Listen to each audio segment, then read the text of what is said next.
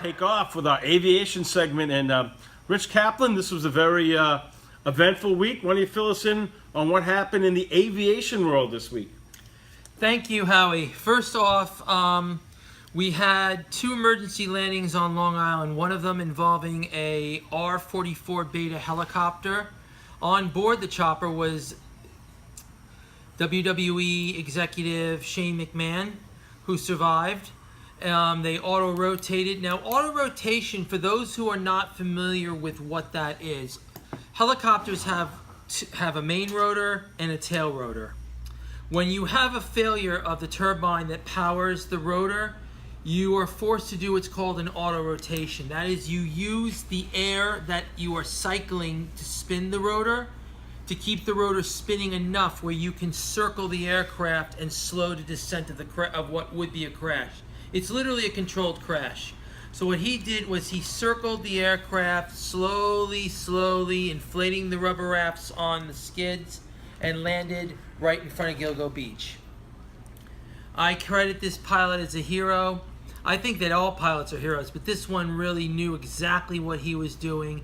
And even Shane McMahon was confident flying with him and said that he did an amazing job. The second incident involved a Cessna that was flying to Brookhaven Calabro Field. Now, for those who don't know where Brookhaven Calabro Field is, that's out east.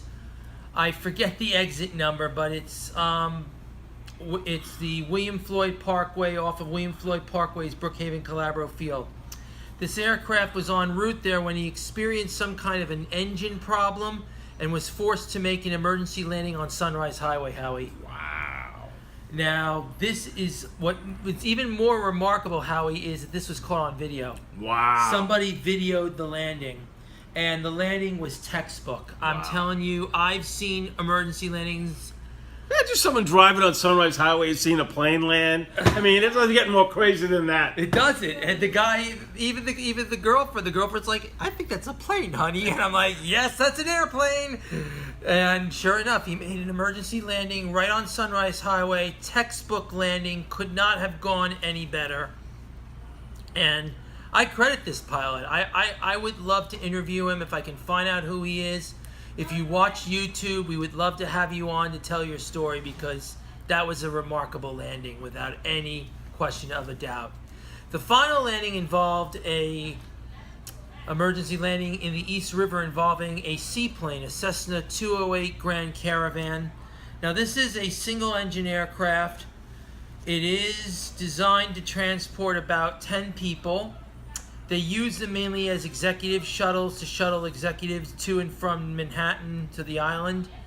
This aircraft was heading to the East River Seaport for seaplanes when he apparently experienced some kind of a mechanical problem. I don't know the exact detail of it. It happened so recently, I only found out about it last night. But I can tell you from what I have seen, he did a textbook landing, dipped the wing into the water a little bit, so the landing was a little sloppy. But then again, given what you're dealing with, any landing that you can walk away from, Howie, is a good landing. That's how I look at it. And I just also want to take this opportunity to send a shout out to the brave men and women of the U.S. Armed Forces. They just christened the aircraft carrier the George W. Bush.